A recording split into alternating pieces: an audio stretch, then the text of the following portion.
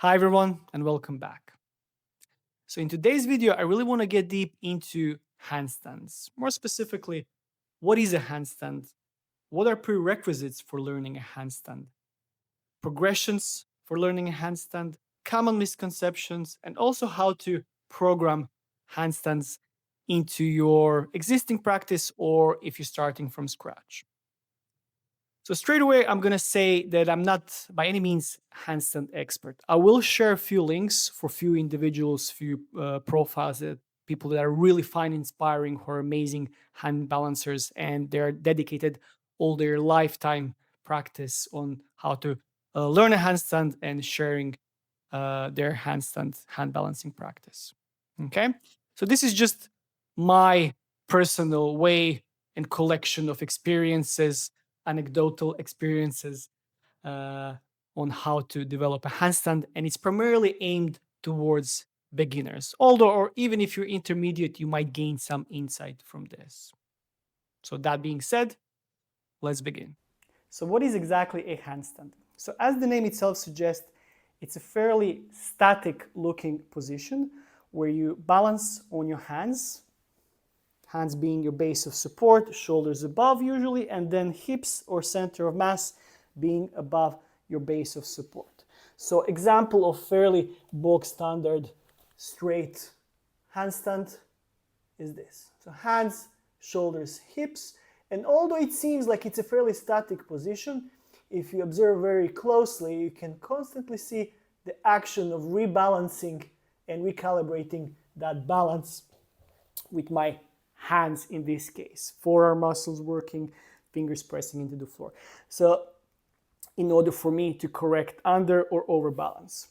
So the most kind of basic way to explain this, what needs to happen is as you're standing upright, feet together, keeping fairly upright posture, but relatively soft, you start to lean forwards. So notice how far you lean forwards and notice how you stop yourself of falling completely over flat on your face. And this is with pressure of your toes into the floor. Your shins also working quite hard, shin muscles, okay? And then as you go back, pressure goes more into your heels. Same exact principle in a way is also applied when you upside down. So what are the prerequisites for learning a handstand? If we start going from bottom upwards, so think about your hands.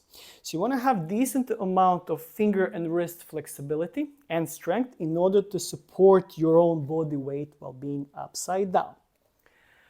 Usually, and especially if you're starting as an adult, like I, for example, did, this will take certain amount of time because we need to allow our body, allow our structures, joints, tendons, ligament, muscles, some time for adaptation in order for this to happen, okay? So this is probably one of the main things that you need to consider when you're starting to learn a handstand. So never, ever skip a good wrist warm-up and conditioning, especially in early days of handstands, but even afterwards as you get more advanced. So going further from the wrists, upwards into shoulders. So we want to have decent amount of shoulder flexibility, overhead shoulder flexibility or shoulder flexions. So going as far as you're comfortable without too much compensations to your rib cage and your spine, okay? And that flexibility will be kind of dependent on your current level of flexibility and overall exposure to overhead positions, okay?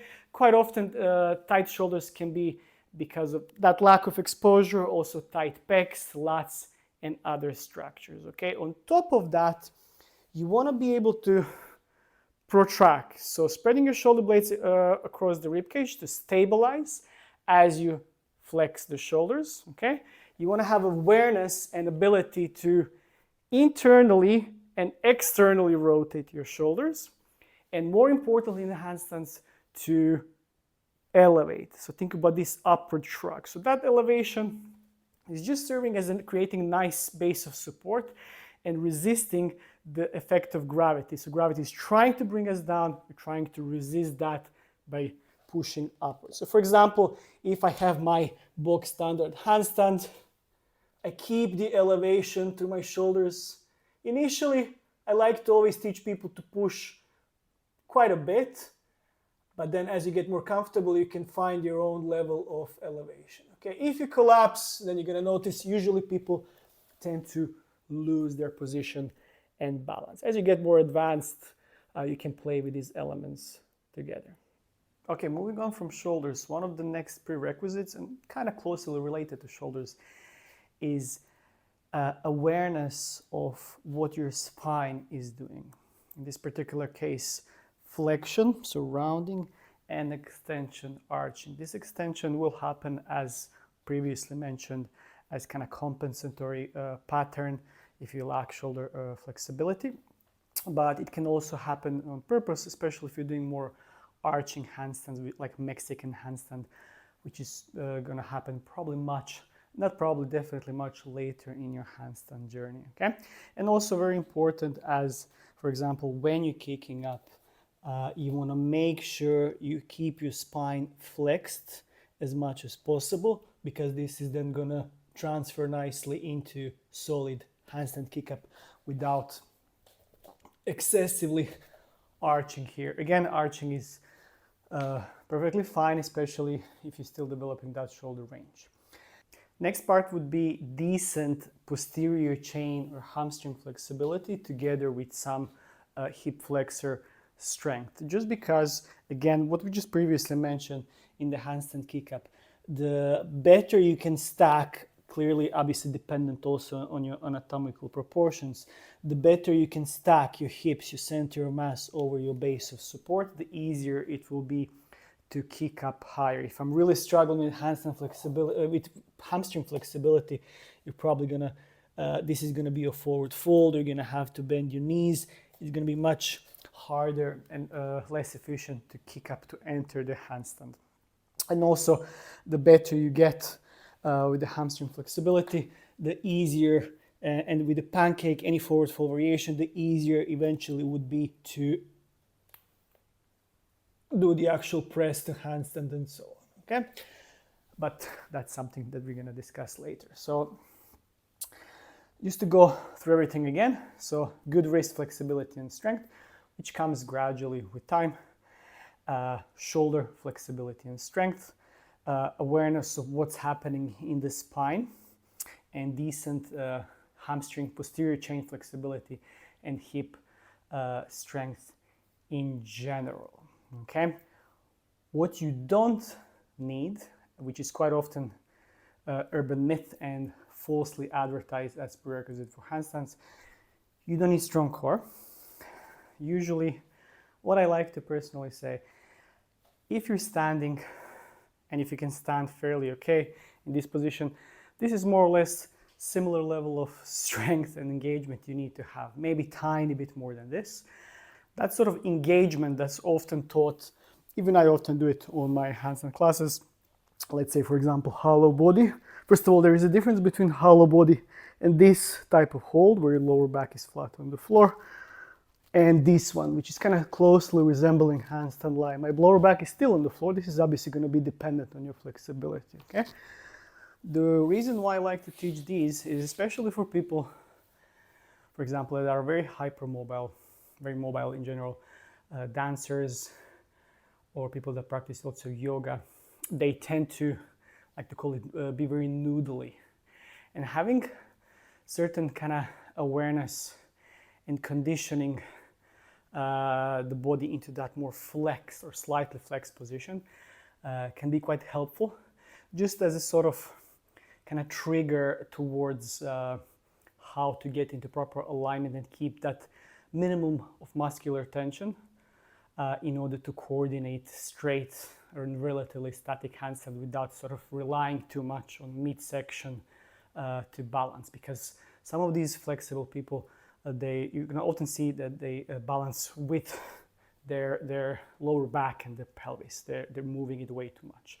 And the balance, first and foremost, should be happening from your hands, okay? And then if something goes wrong, usually that correction goes up in the shoulders and so on, okay? So hope that's clear.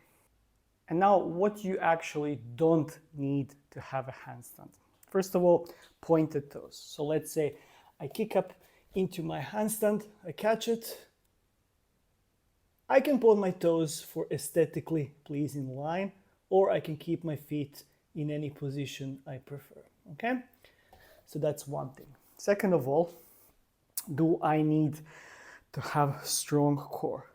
Absolutely no. What you need to have is a certain level of awareness of what's active, what's not active. Is your spine flexed? Is it extended? Usually it helps to kind of connect the bottom of the rib cage with the pelvis with that posterior pelvic tilt.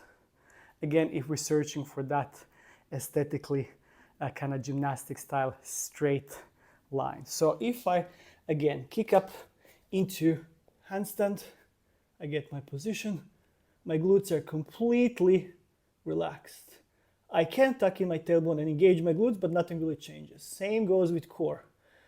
My core, my belly, my midsection is completely relaxed, okay?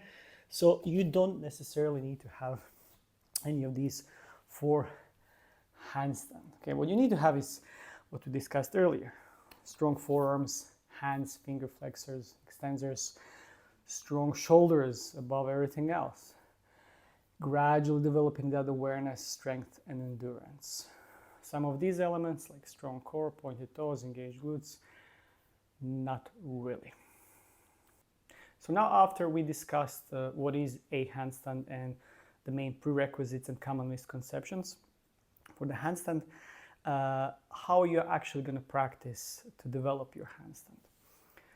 So first and foremost, make sure you're following some sort of a structured program. There's tons of them online, some good, some not so good, but make sure you follow a structured routine, because if you're just kicking up mindlessly upside down like a bag of potatoes, what one of my good friends would say, and hoping for the best, you won't really see much success.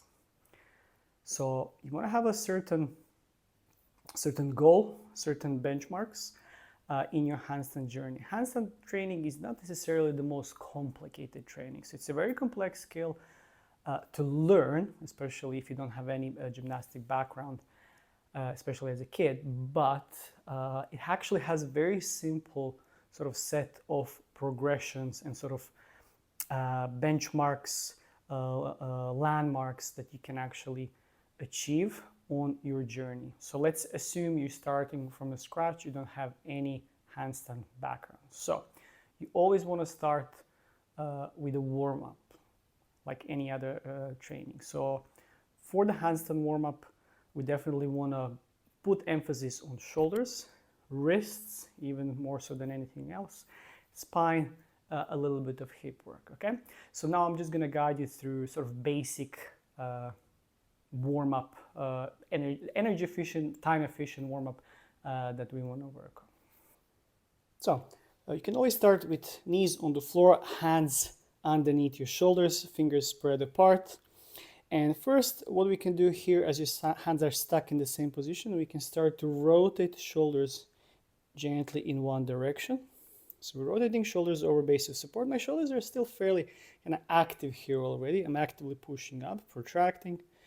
The further you go, the more intense the stretch. You can do this for 5, 6, 8 times each direction, and then change. After which, one of my favorites, we're going to do first knuckle push-ups. So I keep my fingers or first knuckles on the floor as I gently lift the heels of the wrists off the floor, okay? Without moving my shoulders too far forwards or backwards, trying to keep them in the same position. If this is something that's hard, you can always move one side, other side, both down, okay? Eventually, if you want to make it harder, you can move your knees further back, keeping the same alignment, and then eventually doing it from the plank, okay? 8 to 10 reps is fine. After that, I like to do this one, so sort of fin push-ups. I like this variation as I go down, just over hands, and then I push onto my fists. Okay, 8 to 10 reps of this. You can also do this one while keeping your fists in the same position, top of the wrist, staying on the floor. Okay, next one, let's say, going back to the previous variation, now we're adding elbow rotation or actually shoulder rotation. So going inwards and outwards with elbow pits. As I go outwards, this is external rotation of the shoulders, and usually this is something to a degree that we're trying to aim towards when we're going upside down. Okay, again, 8 to 10 reps, let's say. After this, we can go into this one, fingers pointing towards your knees. Just be mindful with these, especially if you're just starting and wrist can feel tender even after or during the warm-up. Okay, so here I'm lifting heels of the wrists. I'm bending my elbows as I try to go with the elbows as close as I can to the floor. I pause for a few moments, really stretching the finger flexors, wrist flexors, and then return. You can always pause. And again, anywhere between 6 and 10 times. Okay. After this, we can go into this one. Again, fingers pointing towards your knees. This one initially, you might have to bend your elbows, but eventually try to keep them straight. So from here, I like to close my fingers and my fists, finding a little bit of space in the top of the wrist, and then relax. Gradually going further, and eventually you can actually do it from the plank, lifting your knees off the floor to make it harder. Okay. Another one of my favorites is actually practicing the spider fingers, which is actually kind of learning and teaching you how to already do this pressing motion into the floor, which is actually going to then help you to correct that overbalance, which is going to be the main thing that you're going to focus on initially. Okay, so ideally keeping heel of the wrist, middle part of the hand if possible, where the first, just underneath the first knuckles and the top of the fingers. I'm keeping it on the floor. I squeeze the floor for a few moments, and then keeping palms of my hands on the floor, I try to do complete opposite. I lift the fingers off the floor. So I extend. I use the opposite motion. So I flex, pausing for a few moments, and then I extend. This one can be very humbling, although it doesn't really look like much. Okay, again, doing this one for 8 to 10 reps. Okay, and then especially for some of you, if you're working on parallel handstand, that's something that I really practice, but it's useful to practice on parallels, small parallel bars, in case you have some wrist injuries, because the pressure is a bit more it's a bit lighter on the wrist, so you can utilize that at some point if you develop certain achiness in the joints. So for that one, it's better to be on something softer, but I'm going to try to demonstrate. So I start here. So because we're controlling with this ulnar and radial deviation, you can start here, forearms on the floor. I lift the fists off the floor, and then I lean forward, and I'm trying to put pressure on this part of the wrists as much as possible, stretching this part. So lifting up, engaging, stretching, rolling, and so on. This one also anywhere between 6 and 10 reps. Moving on. For the actual loading of the shoulders, I really like scapular push-ups. So you can start in either this kneeling position, keeping your arms straight, squeezing your shoulder blades, then pushing apart. So retraction and protraction. It's just basically this motion, locking the elbows, protracting, and then retracting. If this feels okay, you can do it knees off the floor. If this feels okay, you can do it so tucking your tailbone, core engaged. Try to do it from the plank. 8 to 10 reps of these is a really nice one. After this, we can start playing with kind of loading the shoulders in the bit more non-linear way. I like to call this circular down dog. As I go a bit wider with my feet, my shoulders are now kind of moving backwards as I start in this open shoulder position. And then I lean forwards and to the right, kind of putting pressure on the heel of the wrists. As I transition through this plank, what we just earlier did, and then I rotate in the same position. So closing the shoulder angle, opening, closing, opening, and then you can, after, let's say 4 to 6 reps, you can change direction. The really nice way to add a little bit of sort of circular weight shift into your hands with this one, okay? And then the last one would be really nice variation that you can combine. This earlier scapular shrug. So I'm bringing my knees closer to my forearms. I squeeze, and then I try to go on my toes, I keep my hand sort of in this head in the same alignment as I look down, shoulders in the same position, and then I lift my hips. I stack as much as possible. I elevate my shoulders, and then I reverse. I shrug, push, elevate the shoulders, lifting the hips. Okay, this one is really teaching you nicely already how to load the shoulders as your center of mass, your hips is going up. Obviously, highly dependent on your hamstring flexibility, but we don't want to load the shoulders just in this direction facing the floor. We also want to work on shoulder extension. Although for a handstand you want to have good shoulder flexion, we really want to have target any potential imbalances and work warming up at least on the shoulder extension angle. So for here, one of my favorites, seated position, feet comfortably apart, roll the shoulders back, lift the hips up as I keep my shoulders engaged, retracting the shoulders, and then pushing downwards through my shoulders as I move my hips back. So I lift up,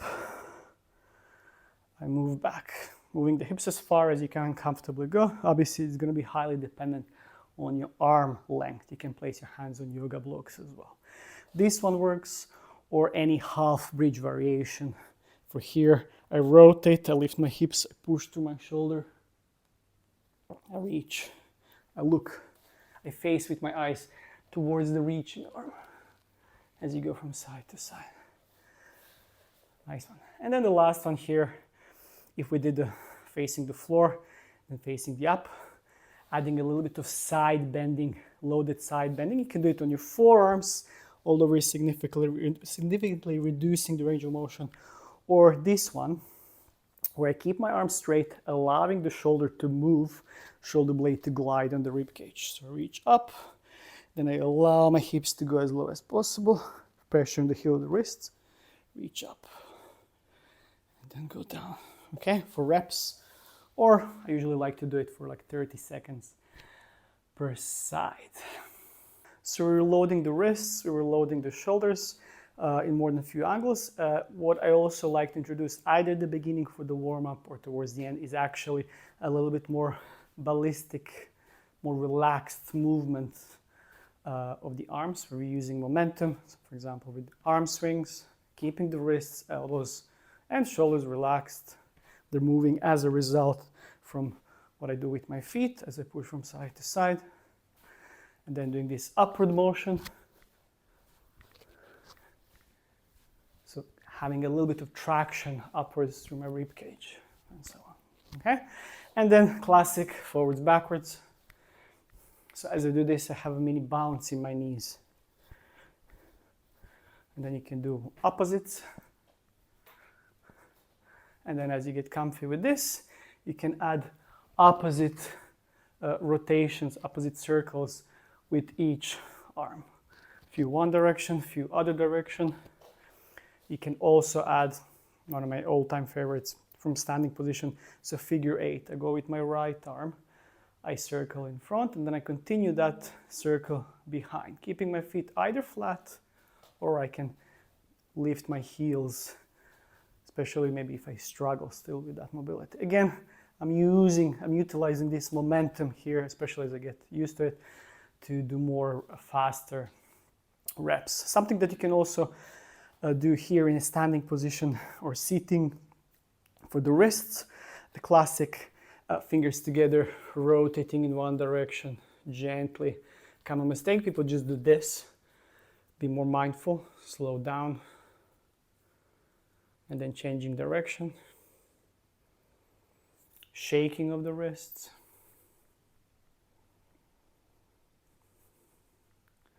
And then also one that I really like to use recently a lot.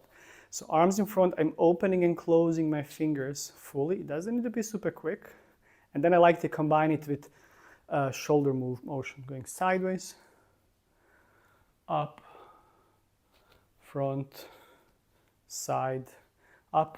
And then here on the last one, I like to pause for 10 seconds, staying with the arms in this position, but fingers flicking. Okay, so really nice variations for the shoulders in the standing position.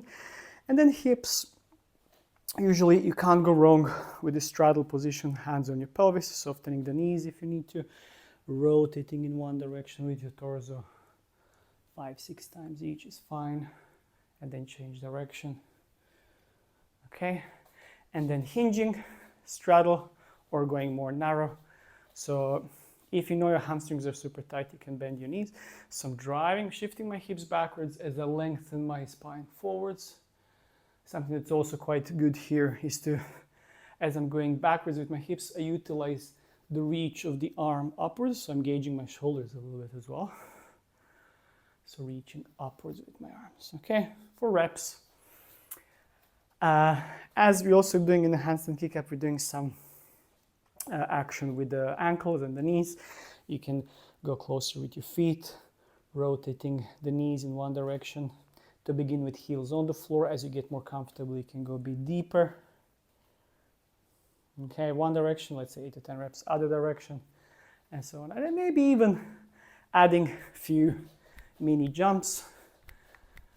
Doesn't need to be anything too crazy. Mini sort of pogos, where you're just activating your ankles, just to be mindful, especially if you're still new when you're landing. Sometimes those landings can be awkward and clunky initially, which is normal. So just so you're developing a little bit of robustness there and be prepared, okay? So yeah, this is sort of prep that I would do. Usually you can add more stretching, which we're gonna cover now as well. Okay, so now that we covered sort of basic warm-up for all of the structures necessary for handstands, I will just go into a little bit of stretching for the shoulders. Some passive, some more active variations using a minimal amount of tools. The thing with stretching, I used to be also one of the people, unfortunately, that I was always, especially if you have tight shoulders, you need to do tons of stretching before you actually start to do handstands. And what I realized throughout my coaching journey and my own training as well is shoulders, especially if they're a bit stronger, tighter, they will take time, but eventually, even without necessarily tons of stretching, with time, with the right intensity and right exposure, they will open more. So you will gain more access towards the necessary range to open the shoulders, and the strength and control as well. So we need time and proper exposure. That being said, some stretching always towards at the beginning of the class, in the days in between, to complement the handstand training, it will be really good. So we can start with the basic one. For example, in the kneeling, you can also do this for the warm-up, sort of child's pose. As I go with my hands flat, I always like to go on my fingertips just to access more range. The higher the hips, the more intense the stretch will be. So what I'm trying to do here is reaching forwards. So I'm lengthening the spine and elevating my shoulders, as opposed to just kind of jamming my shoulders downwards. I reach forwards, and then I just try to find a stretch in the upper back, thoracic spine, and the shoulders, and the pecs, rather than arching the lower back excessively, okay? So tuck in your tailbone if this is helping. And then just doing it 30, 40 seconds. So inhale as I reset going up, exhale, going deeper, okay? So really nice one. For the pecs, you can do the seated variation or either straighten the legs or knees bent. I depress my shoulders, I push downwards. The closer the hands together, the harder. The wider, the easier. And very easy to overdo this one, so don't force anything to begin with. You go back as far as you're comfortable. Be mindful you have hypermobile elbows, so have a little bit of flexion there. So trying to find a stretch in your front of the shoulders, pecs, biceps, pausing there. You can also play with contract and relax as I push the heels of the wrists into the floor for 5-6 seconds, and then I exhale, I go a little bit further, okay? Again, be mindful, don't force it. One of my favorites is shoulder dislocate. Quite intense. You can do it with a stick if you know your shoulders are fairly mobile. The longer the stick, the easier. A resistance band works nicely, red one or black one, just because then you can adjust the intensity as you go. So again, the closer the hands, the harder, the further, the easier. You can do it in any position, prone, seated, standing. Just make sure you have your ribs in and avoid too much compensation. So with control, I go up, keeping my elbows straight, go as far back as you can, and then returning back. Go up as far as you can, then return back. Eventually bringing your hands closer together, really slowing down in this part as the shoulders are extended, feeling that juicy stretch. Okay? Lats. So let's say before we go into some hanging, which is always great, I'm going to show a variation from Garrett. I'm going to put one of his links to his material. Amazing mobility, and not just mobility coach. So hopefully I won't butcher this variation. So we're focusing on minimal equipment like a yoga block and lengthening, stretching the lats here in this protracted position. So let's say I'm putting my fists here. Let's say I'm going to go here. I go with the block slightly to the side. I'm going to protract. So I press my shoulder. So I'm protracting, pressing my shoulder blade into my rib cage. I tuck in my tailbone. And then here, as I externally rotate my arm, I try to, as I inhale on my way up, I exhale as I go down, and I kind of go slightly to that side. There's a little bit of angle there. Exhale, feeling that stretch in the lats, and then go up. Inhale, keep the protraction. Exhale, and up. So there's a little bit of a lean to the side. Really nice one to target your lats.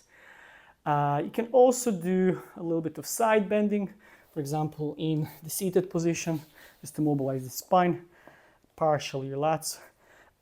Seated position, you're going on your forearm or your hand, whichever mobility is there. So I reach as far as I can towards one side, pausing for 3 moments, then on the side. Common mistake, people moving the head.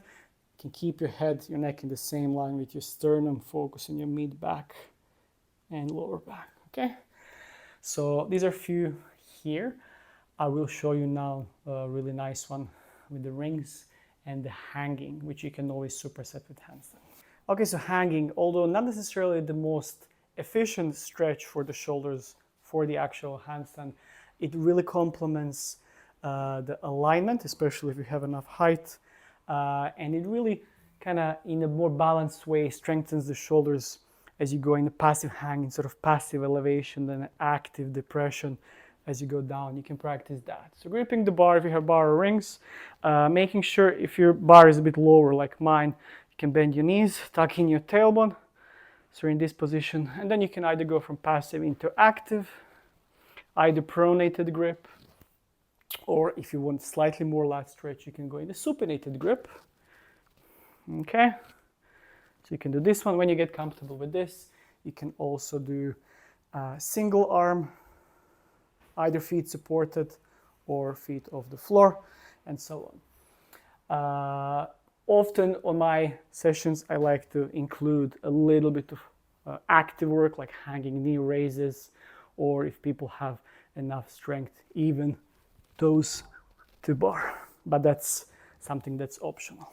Okay, I don't want to spend too much time with the hanging variations, but one of, if not one of the best lat stretches to improve shoulder, overhead shoulder mobility and flexibility is this sort of side ring cobra stretch, let's call it, okay? So again, really great cues that I've learned from Garrett on his workshop. So basically you wanna find out the level, height of the ring that works for you. So what we're gonna do here, let's say if I'm stretching my right side, I wanna position myself to the side, I wanna rest my head on the biceps, I wanna make sure I protract, I tuck in my tailbone, and then I go slightly forwards with my arm as my fingers are pointing towards the other way, supinated grip. In order to get into better position, I can go, if I'm on my right side, I can go with my left leg, left foot in front. I can support myself. So here, I inhale, and then I exhale as I go deeper into the stretch. I inhale, I exhale, okay? So a couple of key points. So protract your shoulder, protraction, so pressing the shoulder blade into the rib cage. Bring the arms slightly in front. Okay, so you're targeting your lats here. So tuck in your tailbone, make sure your spine is relatively flexed, and then try to experiment here, trying to find that lovely stretch. 30, 40 seconds per side should do for like multiple sets. And again, this is something you can do either at the end of the session or at the beginning. So although I don't want to be one of those people that keeps adding more drills, and I would really prefer if you just pick one or two and then focus for a certain amount of time to see some results. I'm going to show you one more really nice variation for opening, so improving thoracic mobility and shoulder overhead range. So you can use this on the bench, but I really found out that I don't have a medicine ball, a couple of meditation cushions, something softer, maybe a bit rounded, really creates a nice sort of support and allows the thoracic spine and the chest to open, to kind of adapt to the shape. So you can start without weight. I will position this squishy part somewhere on the upper back, mid-back to upper back, not neck. So here I can play with a few bits. To begin with, if you know your shoulders are quite tight, this can sometimes be very uncomfortable even without weight. So if you're going to use weights, they can be very light, like half a kilo each, 1 kilo, and then gradually building up. So from here, I tuck in my tailbone, I round as I engage my core, ribs in, and then I inhale and exhale as I extend, making sure this is not moving, extend as I reach as far back as possible, okay? And then here you can extend your spine as well, pausing for a few moments, you can keep your elbows bent, and then returning back, okay? And then again, so going forwards, backwards, playing with either keeping the ribs in, locking that alignment into position, or arching and allowing for more extension. Okay, slowly for reps, 30, 40 seconds again, can really do a good job, and then eventually you can do it on the bench, but bench is quite often, especially if you practice at home, you don't have it, so something like this, a bit maybe sturdier, is really nice. But again, start first without the weight, and then gradually you can introduce some weights. Okay, and now on to some initial handstand drills. So one of the best one is prone handstands, something that can be very humbling in the beginning, especially if you lack that overhead range. But even if you have it, especially if you add a little bit of weight, can be super, super challenging. So the way, I'm just going to put my mic here, the way we want to do this one, we want to lie down on the floor. You're going to have your legs together because it should fairly mimic your kind of straight handstand, what it should look like straight handstand eventually. So the legs together, arms shoulder width, maybe slightly wider, externally rotated, so thumbs can be up. So my chest stay on the floor. If I need to lift my head a little bit, that's fine, but try not to overdo it in your lower back. So I tuck in my tailbone. So it's just a gentle, very subtle motion of the pelvis as I engage my glutes. I create a mini gap between the belly button and the floor, and I try to maintain that structure as I lift my arms and elevate. I reach forwards and then I relax. I can relax or I can keep the same alignment. I always like to reset. So again, assume the position, reach up and then reach forwards, pausing, and then come down. For some people, maybe they may find helpful, maybe lifting the head slightly, looking towards reaching arms. That's fine. Try not to do this or this, okay? It's a very kind of slow, subtle movement where you also try to create that opposition. So arms reaching in one direction, legs reaching in the other direction. This one, quite often I like to superset with hollow body, what we did earlier, or maybe even chest to wall, what we're gonna do next, chest to wall progressions. Almost forgot, just a quick addition, a really nice way to do this prone handstand drill is with the blocks. So if you're someone that's kind of very comfortable or you wanna add more task-based work, this is gonna be a nice one to develop more strength and range. So going in the same position, you're gonna use blocks. Obviously, if the blocks are highly positioned, it's going to be harder. If they're here, it's going to be easier. So you can do either one arm at a time or both eventually. So it's going to look something like this. So I assume the same position, same alignment. I lift up, I go over the blocks slowly, and then I go back. Again, if you see if you're struggling, or if you see someone is struggling, you can also do one arm at a time. Also, perfectly viable option. Or using very, very lightweight, or using a stick with both arms and attaching small plates to the stick as well works. Okay, so assuming we're starting from the scratch, this is now one of the key aspects, key exercises that we will spend some time initially to develop necessary awareness, what needs to happen in a handstand, strength of the necessary structures, and endurance, partially also alignment as well.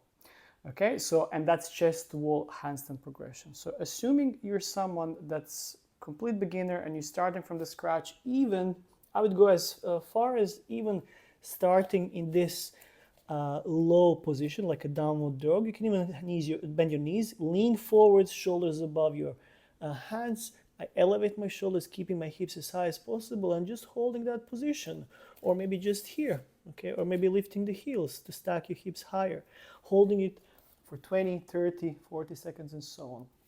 Maybe you lack shoulder strength, and you actually need to start in the plank as well. Okay, this can also be a good starting option, and there's absolutely no shame in that.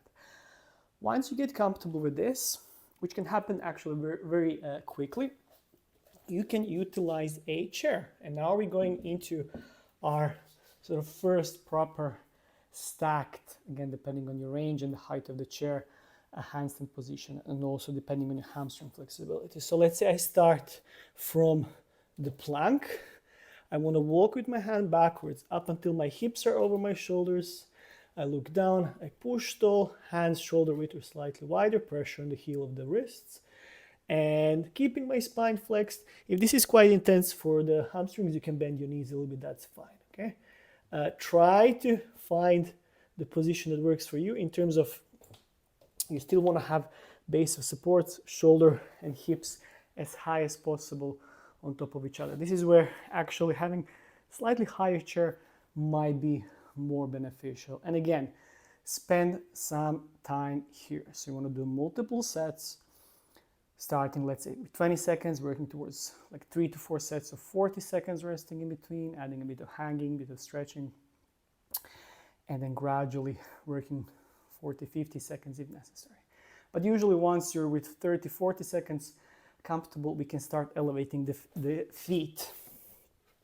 Actually, when I elevate the feet, you might start to feel a bit more, it brings maybe a bit more fear, but your center of mass, your hips are still your weight is way too far back, so you're not gonna fall and you're still fairly close to the floor as long as you keep that push. It's actually more energy efficient. So I think kitchen counter is a really good level in between. So let's say I'm here, I go in that something resembling L-shaped position. Maybe for you it's gonna be here, that's fine. Maybe it's gonna be here. Try to avoid any excessive extension through the neck and the spine. Bend your knees if necessary. You can go wider with your feet also. Just condition that position. And don't forget to breathe. In this particular segment, lots of people I see, they maybe because it's a very new novel stimulus for the body and the central nervous system, you're focusing on so many different elements and you're forgetting how to breathe. That's normal. Try not to hold your breath. Nice shallow breathing should be okay. Once you get comfortable with that level, then we can start to use the wall. So I start slightly further off the wall. I place one foot. As I place it into the wall, I push that foot into the wall. I engage my core, and maybe initially as I tuck in my tailbone, it's going to look more like a plank, slightly more diagonal. Again, working for time. Once you get comfortable, you can walk closer. Now we're getting closer to the wall. So here, I'm making sure I'm not extending. I'm not resting on the wall. I use the wall as a support, but only as much as need to. Tuck in your tailbone, push tall, good alignment. And then eventually going even closer. I'm not focusing on the balance. I'm just focusing on holding that position, getting comfortable here, okay? Without losing and resting my rib cage on the wall.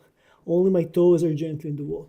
If possible, always walk your way back, keeping your core engaged, strong shoulders, just so you develop that strength. Don't skip this part. Even once you start to kind of balance a little bit more, it's still very good to revisit this one because it can give you so much for that investment. Don't skip this part. Get comfortable learning how to get comfortable in the upside down position, develop necessary strength, endurance, alignment, then balance will be easier.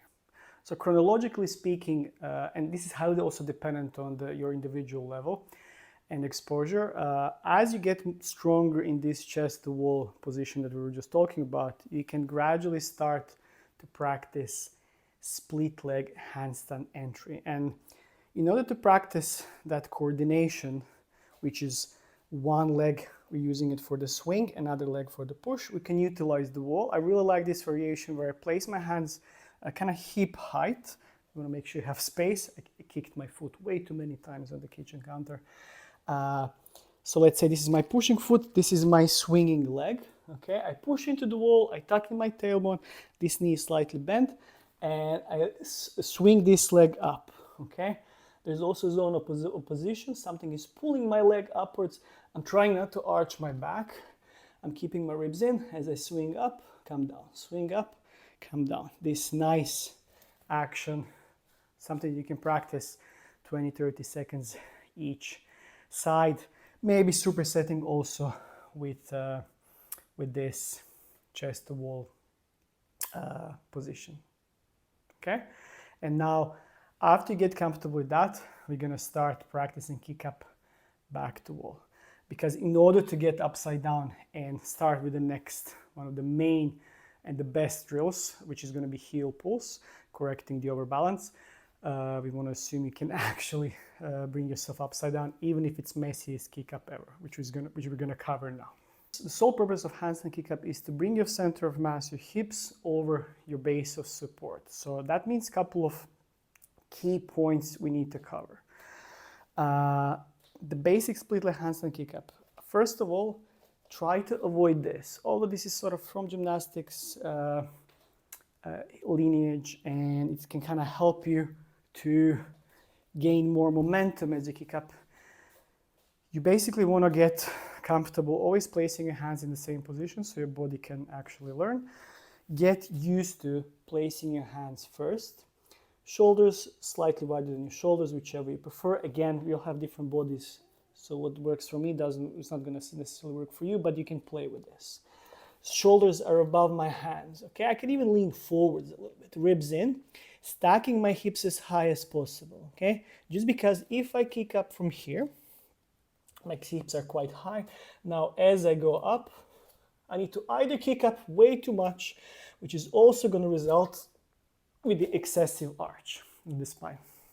So flex, this is where good hamstring flexibility is also important. Flex the spine as much as possible. Get your hands closer to the wall to begin with. Try not to allow shoulders moving forwards, backwards. Initially, that might happen, that's fine.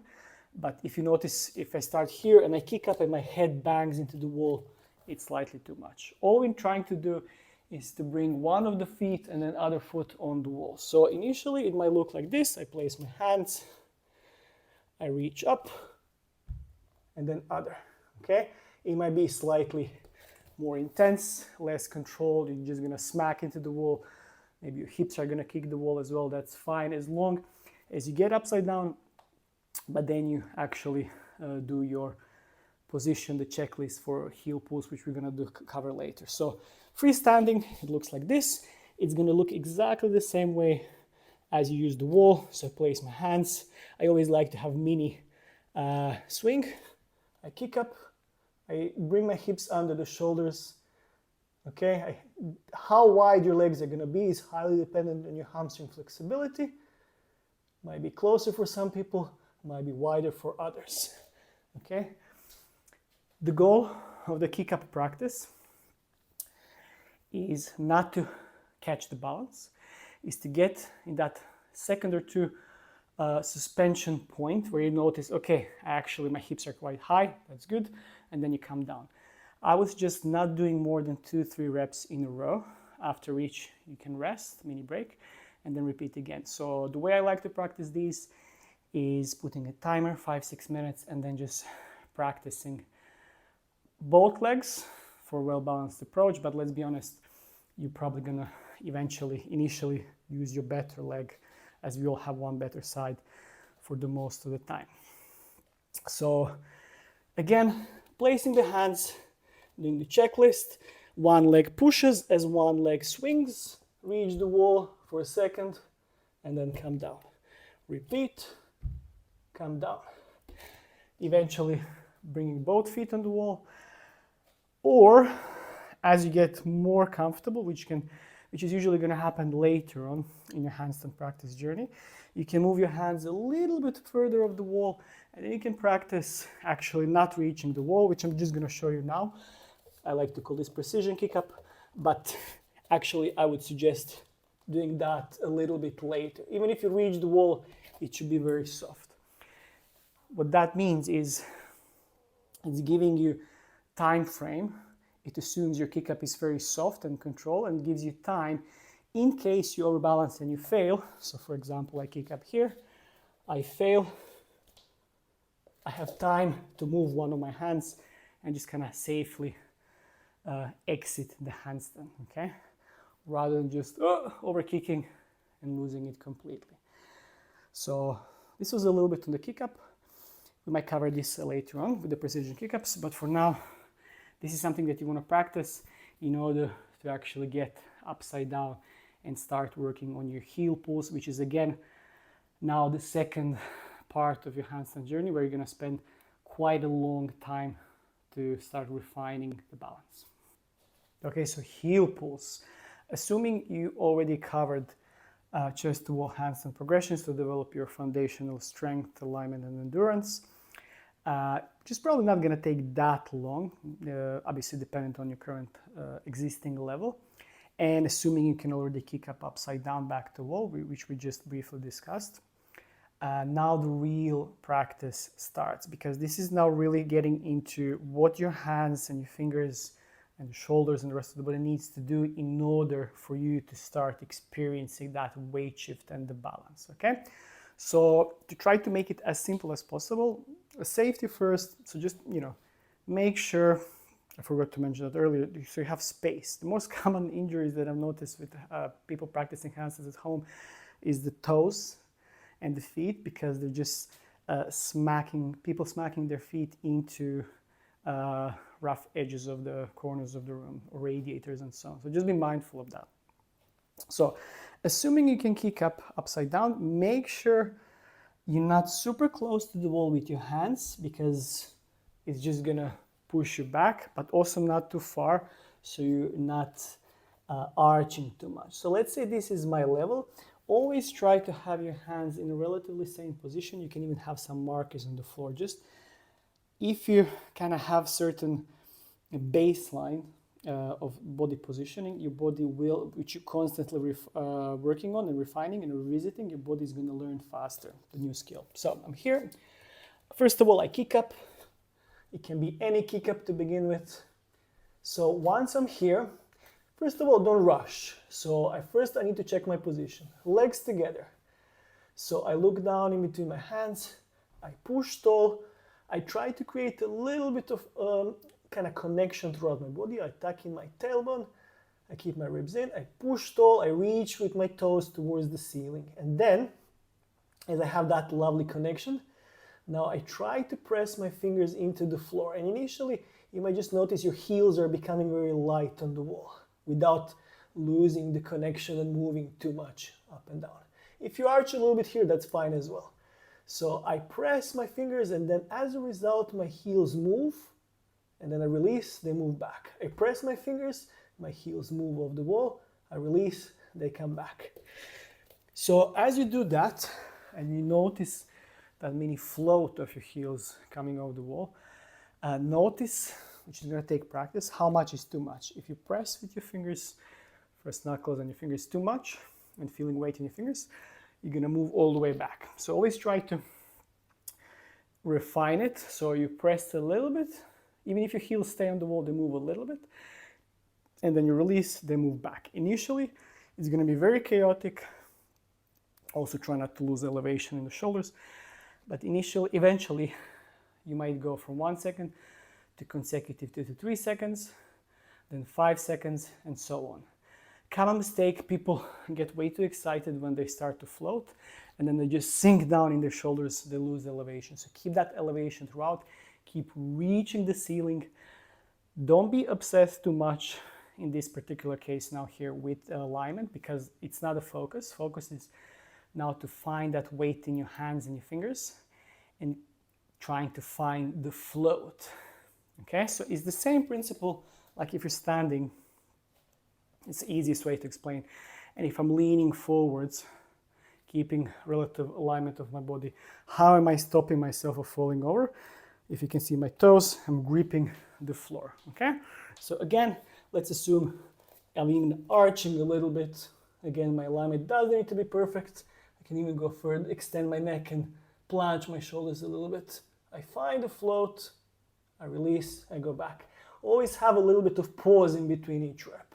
So I press, I move my heels, I go back, I reset, and again, okay? Doing it for time, 30, 40 seconds, eventually building up to more. You will spend quite a lot of time here. I'm a big fan of doing it legs together, just because eventually your handstand will, if you're working on straight handstand, it will require that.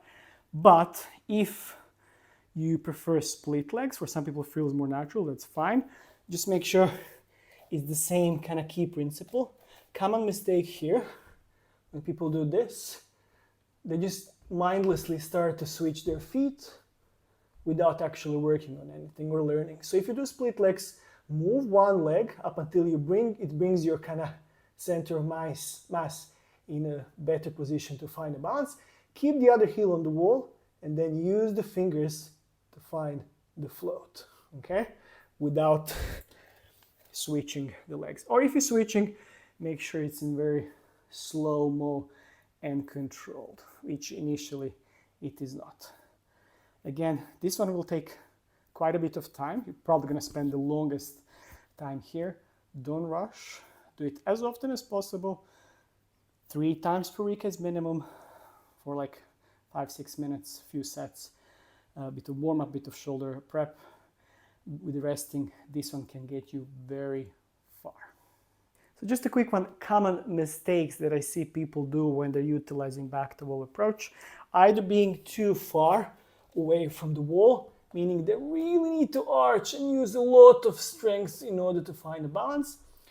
Again, although this might be useful strategy for someone that doesn't have a necessary shoulder flexibility, so it might be plus in that side, in that occasion.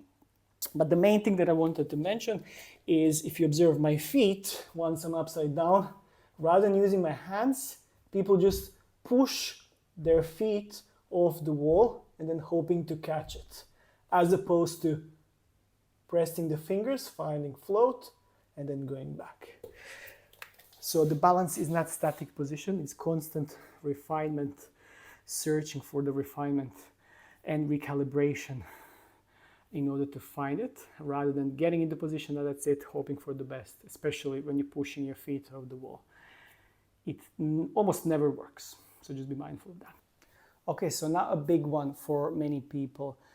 I know for me it was a huge thing that was very helpful to unlock better handstand, was getting rid of fear of falling. So let's say you covered the foundational elements, so chest to wall progressions. You started with the kick-ups. You can kick up, you can actually find a little bit of floating time, and you're really getting comfortable there. And now the next element, the scary element, would be going to chest to wall handstand balance, which now we're really getting into the domain of kind of real freestanding handstand, because there's nothing there, assuming you don't have any spotter, you're practicing on your own, and you want to be comfortable, at least to a degree, to fail.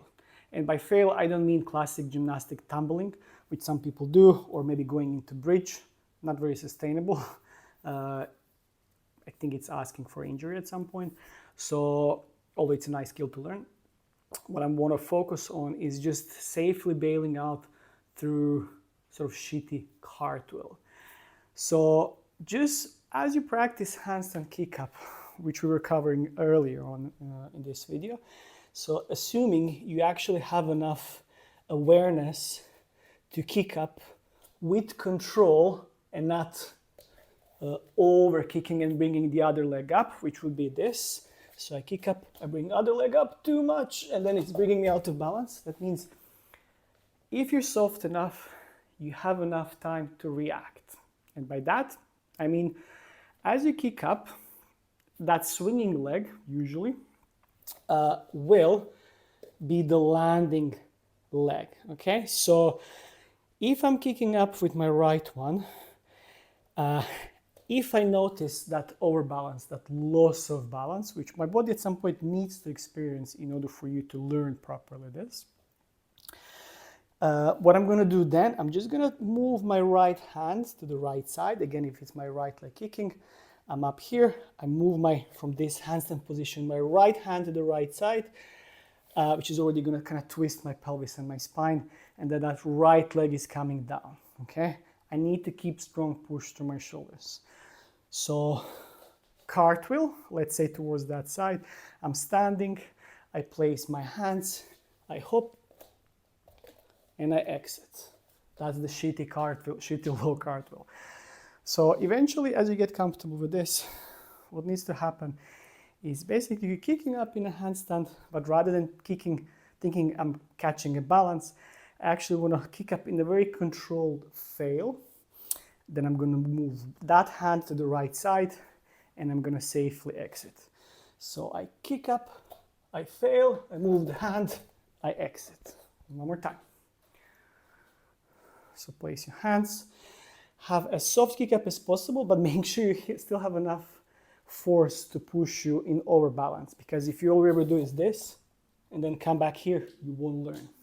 So again, placing the hands, hand, foot, foot, okay? This is a great one. But assuming this is something that you're still maybe struggling with, I'll show you another variation. So if you don't have much space, and if you're still somewhat struggling with the kick up, this can be a really good variation to utilize the wall. Again, remember which side you will exit and fail.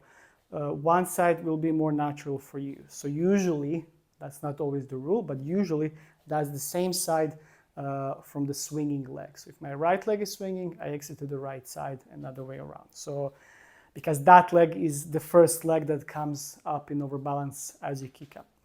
So you can also practice, so making sure in this case I have space on my right side, going into chest to wall handstand. Okay, you don't need to go super close. And then from here, I actually want to angle a little bit. I angle towards the left side, I lift my right leg up, and then I pull it into, allow it to pull me into overbalance, and then I exit. Nothing fancy, really useful variation that you can play with. Eventually you can also do it just from facing the wall, although it might be a bit scarier, and then just allowing the leg to pull you, to bring you into overbalance, and then just to exit. Just remember, strong arms, controlled fail. So this is what we are trying to achieve. Initially, again, it will probably look a bit messy. You might land like this, but eventually you will land like this, softer but higher, and it's going to be more sustainable. Practice, separately practice this, especially if you still struggle with this fear. Once it clicks, it will open a whole new world of handstand practice, just because once you get rid of that fear, I know for myself, once I started then safely practicing chest to wall progressions, everything got so much better. My progress just started being so much faster. Okay, so we're slowly getting to more advanced beginner, I would say, variations. So we covered warm up, we covered foundations, we covered kick-ups, we covered heel pulls, and then how to eventually safely exit. I did meet people who kind of naturally, intuitively know how to fail safely out of handstand. So, maybe use some of those. That's fine, even better. But now we're going into the next part, which is going to be chest to wall handstand practice. Again, safety first. Make sure you have somewhere to safely exit and bail, either cartwheeling or failing into overbalance. Okay, so I'm going to use these doors here. Chest to wall handstand is a great tool that's being hated by many people, me included when I started, just because it is very scary. Especially the closer you are to the wall, it doesn't leave much room for error, and it represents the real freestanding handstand because you don't have any support here. And we're assuming you don't have a spotter unless you go on a handstand class. So a few main variations here that we're going to cover is split leg, that I will cover, that I like to teach, is split leg into joint leg balance, and then shoulder lean, which is really juicy, more strength to drill. That's going to help you with understanding the shoulder positioning in terms of hips position and so on, and how to correct underbalance. Anyway, I'm going ahead of myself. So first and foremost, we're going into chest to wall position. So initially, you might not be as close. Eventually, you can go closer to target this a bit more. So I'm going to start here, walking up. So maybe this is my position. Again, first and foremost, make sure you do your checklist. Looking down, creating push upwards, lengthening through your body. Okay, I look in the same spot. My fingers are already active, shoulders active. I'm tucking my tailbone, hips over shoulders. I move gently one leg off the wall without changing anything below, up until I notice weight shift in my fingers, and then I gently move the other leg off the wall, if possible joining, pausing for a few moments, going back, that's fine. Initially it's going to look like that. Moving one leg, keep the push up, pausing there, or joining. Initially it's going to be a few seconds, and then eventually going a little bit longer. So you need to be mindful here of awareness, having awareness of that top leg. So as it moves your center of mass closer towards the middle of the room into overbalance, you need to be mindful not to start arching your back, and to be aware of how much is too much. Once you start to feel that necessary push into your fingers, loading the fingers and your hands, and keeping the strong push to your shoulders without changing the structure at all, then you want to start to gently drift off the wall the other leg, okay?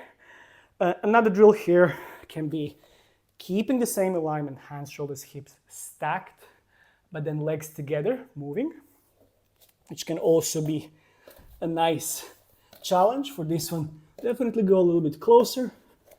So legs together, I'm keeping everything active. I'm just moving my feet gently off the wall, going back. A very subtle motion. Moving, going back, okay? This is a really great way to learn. Again, do it for time, starting with 30 seconds, eventually working 40, 50, up to 60 seconds, it's fine. No one expects you to hold this for 30 seconds straight away. So on demand, you want to make sure you eventually work from 3 seconds to 5 seconds to 10 seconds. So have these kind of benchmarks that you can check off your checklist, okay? So this is a great start that you're gonna still spend lots of time with. You can definitely combine this with also heel pulls, because you might find these ones a little bit heavier than the heel pulls. So yeah, sometimes you can focus on heel pulls as an easier day. This can be a harder day, okay? Next one will be shoulder leans.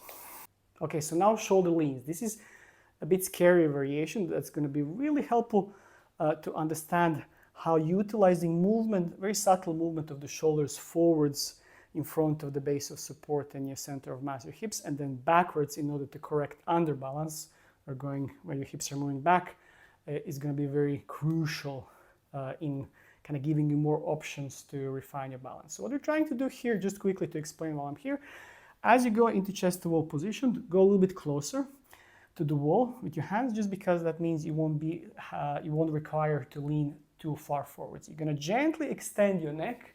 You're gonna lean forwards, planche a little bit with the shoulders, closing the angle, keeping that still nice connection in your body. So ribs in, tucking your tailbone, legs together. Then as you notice, as your shoulders go forwards, it's gonna happen relatively quickly. Your feet, your toes are gently drifting off the wall. In that moment, exact moment, you move your shoulders back. So shoulders moving forwards, then you move them back as your hips, your center of mass, your legs are following over. And you might be surprised you actually catch it. I quite often see people, even if they're doing this for the first time, they surprise themselves how they easily catch the balance, okay?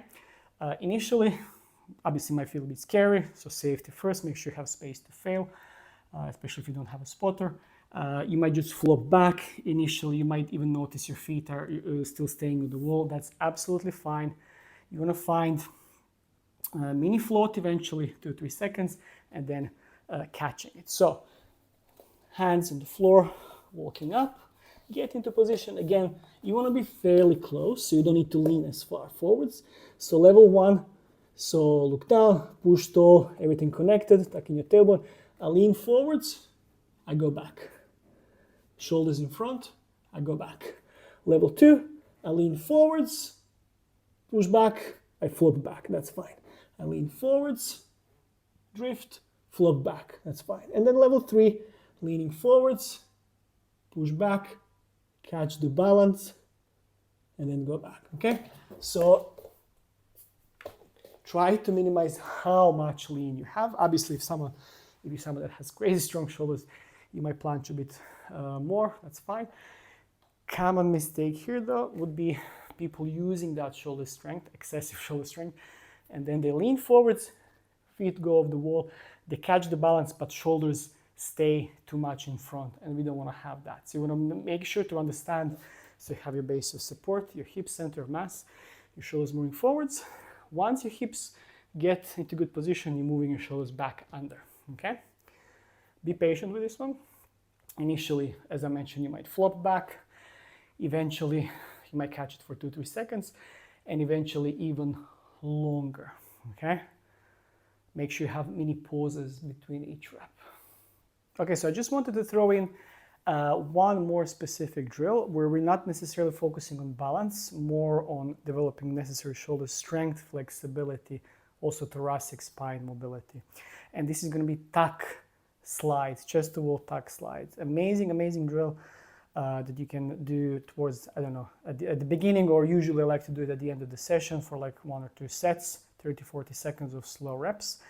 As the name itself suggests, we're going to do tuck slides. So usually this is highly dependent again, as we are different on the anatomy, but general rule, so think about knee to hip. This is going to be your distance. The closer you are with your hands, chest to wall, the more mobility you need. And usually you want to have as less friction as possible, hence why I'm using the socks.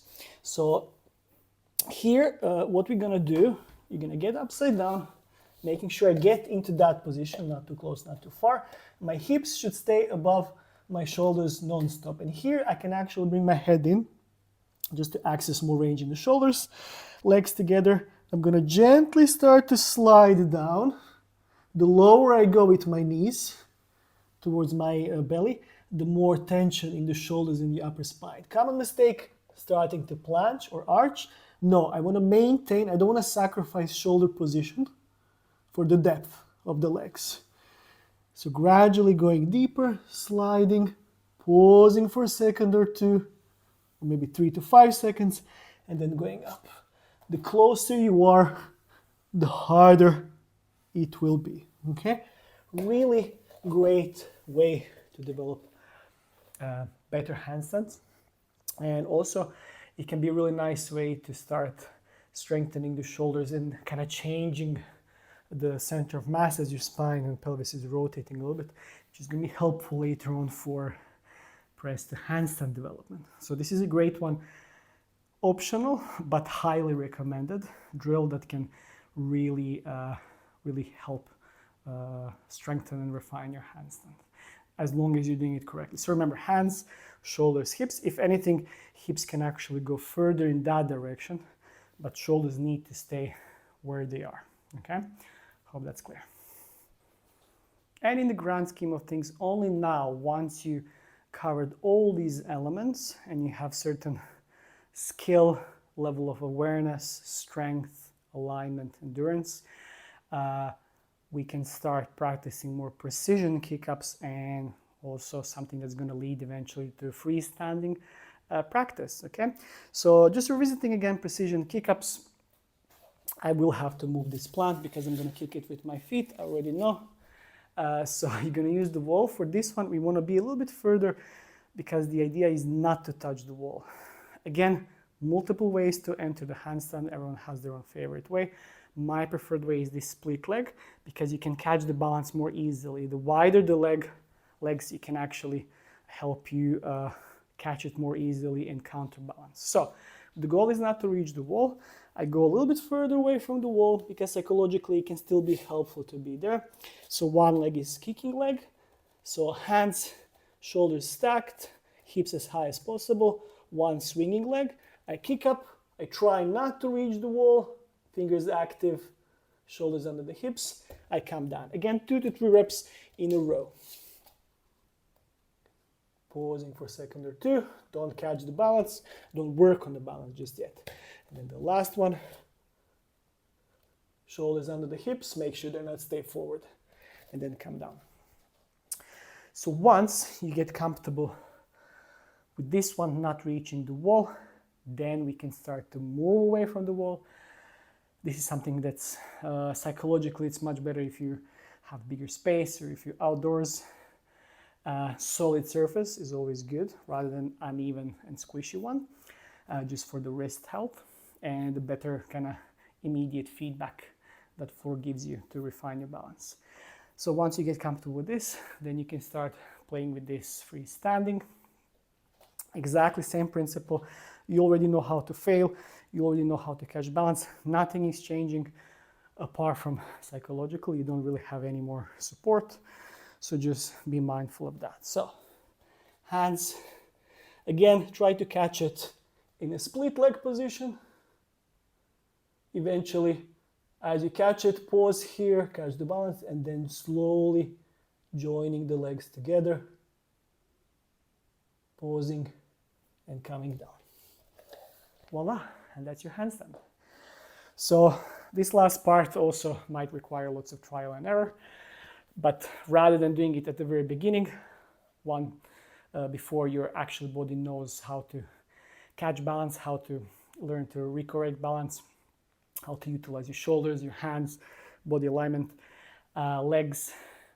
This is going to be much more efficient and it has its time and place. So you can practice this sometimes for like put a timer 5 to 10 minutes. Again, 2 to 3 reps in a row, mini break, then again. And you can record number of successful reps or fails. So that's something to also be mindful. And again, if sometimes you have a very shitty day and you just want to practice some handstands, but the kick-ups are not working, absolutely no worries. Wall is your friend. Resort back to chest to wall progressions, okay? So be patient with this one. Again, as you're kicking up the legs, common mistake here, just one more thing, is people joining the second leg way too quickly. So if anything, this leg is always going to go up. I focus on this leg kind of being closer towards my torso, towards the floor, because then I can actually counterbalance with this leg, as opposed to kicking up too quickly with the second one. And sometimes you can catch it. It's a good advanced drill, but usually it brings too much momentum and you fall out of balance. So hope that's clear. Okay, I just briefly wanted to mention a few sort of important hip flexibility drills and strengthening drills that can be very nicely combined with the handstands, and there's a really nice carryover. So one of the classics is loaded Jefferson curl or loaded forward fold. So I like to use like 2 chairs. You can use the box, make sure it's nice and safe. What kind of weight? It's highly dependent on how tight you feel. Usually the tighter the person, the heavier weight can help you to counterbalance depending on the progression. But obviously use common sense, especially if you're someone that has tender lower back. So With this one, basic variation, I tuck my chin to the chest, I run my spine, I run my shoulder blades, I push the weight as low as I can without bending my knees or with minimal bend. Okay, here I can all pause and then go up, kind of engaging the midsection as you do that, articulating the spine. And then again, a variation that's really nice, you can also go down in the deep squat, pausing there in a stretch, and then the juicy part is keeping the weight as it is. As you lift your hips up, really feel the stretch in the hammies, and then slowly go up, really articulating the spine. So those two are really nice. Again, something similar that we did at the beginning for the warm-up, it's straddle good mornings. You can do, the wider you go, the more adductors, inner thigh will be also engaged. You can stand in this position, shift your hips back as you're lengthening the spine, going forwards. You can do it without weight, with weight here, or one of my favorites here, just because you can then really nicely keep the alignment as you resist the weight. You can do it for reps, for time, and also hip compression, single leg hip compression. So seated, 90-degree alignment, torso to upper leg. You can go over the block. The closer the block, the harder it will be. You can also lean forwards to make it even harder. And then also a bit more hinge work. For example, seated good mornings, which can be nice progression towards pancake, which can be, as a result, nice progression towards press to handstand. So seated position, wide feet, roll the pelvis forwards first in anterior tilt, making sure you have a mini arch, lower back, and then gently reaching forwards. So it's always not just going down, I'm lengthening the spine, I'm reaching forwards. You can also use the weight here if you have space, or here if you're on the box, or even better, on a bench, keeping your knees wide. And then eventually you can also utilize pancake progressions. If you struggle to sit here, you can sit on yoga blocks, couple of pillows, straddle, and then having a target with the weight, without the weight. There are multiple progressions here. This is not a focus of this class, but I'm trying to reach my target as I lengthen the spine. So these are just few that you can utilize and complement handstand work. And also, as you do this, for example, in a superset, one of these drills with a handstand, it can really have a nice, they can complement each other nicely, because as you do this, you kind of resting the shoulders and the wrists, so they work nicely in a superset. As an addition to hip work, I would also mention working on just overall strength, because you'll be surprised how many times I've seen people coming to handstand class. They are beginners, but they really struggle to even hold a plank. If that's someone that's you, there's no point in starting with the handstand drills. Work on your basic overall strength, either via utilizing the weights, calisthenics work, basic stuff, push-ups, rowing, pulling, pull-ups, squatting. It will complement your handstands nicely. You don't need to be crazy strong for a handstand. It's very specific strength, but there should be some baseline level of strength.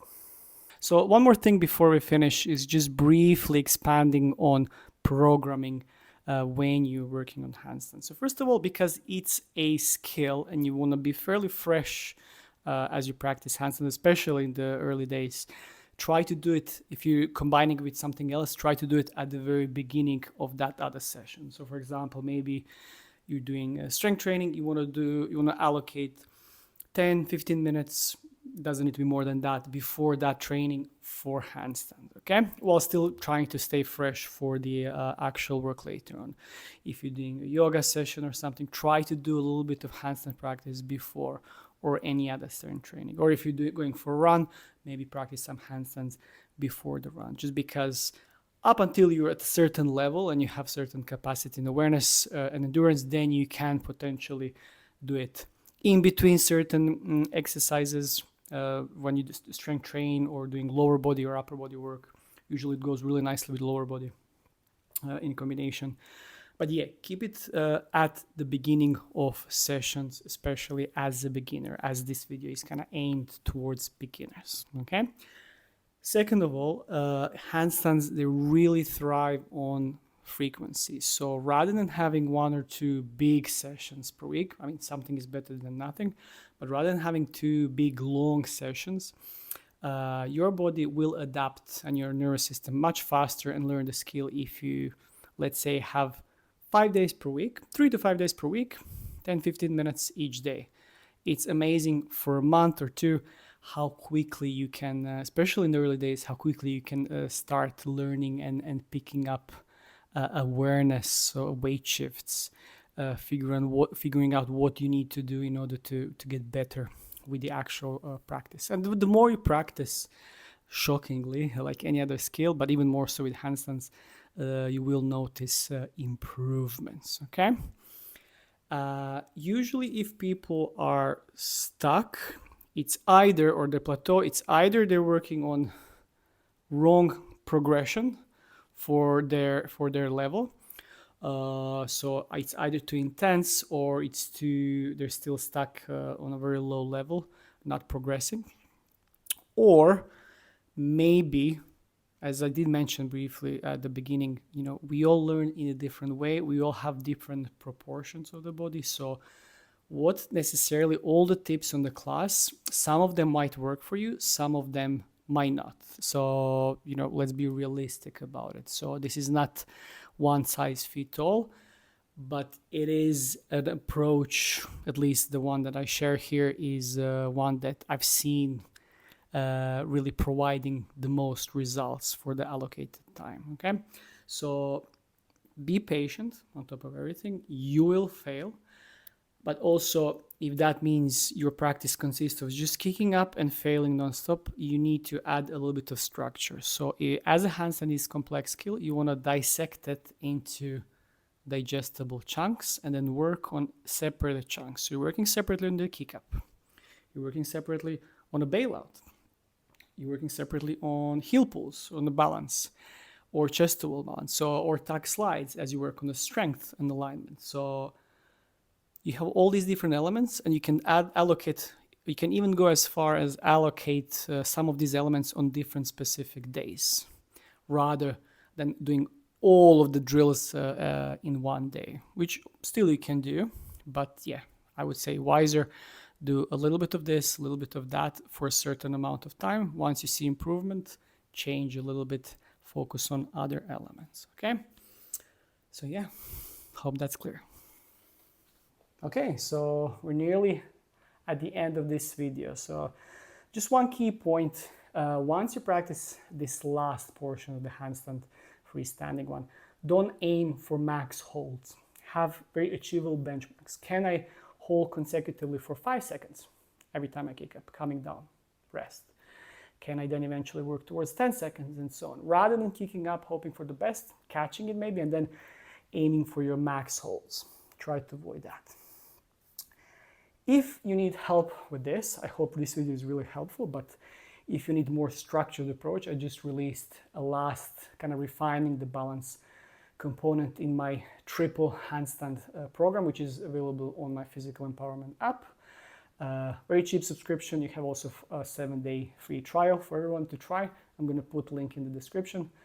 So it's a couple of months long program that you can repeat indefinitely, 3 times per week, warm-up drills, all these drills we covered and more. So yeah, definitely give it a go. If not, please like this video, subscribe, share, comment, give some feedback. I really think this is going to be helpful because I really tried to condense all the information that I think it's crucial and important without necessarily overwhelming you, in order for you to learn this amazing skill. Again, do you need handstands in your life?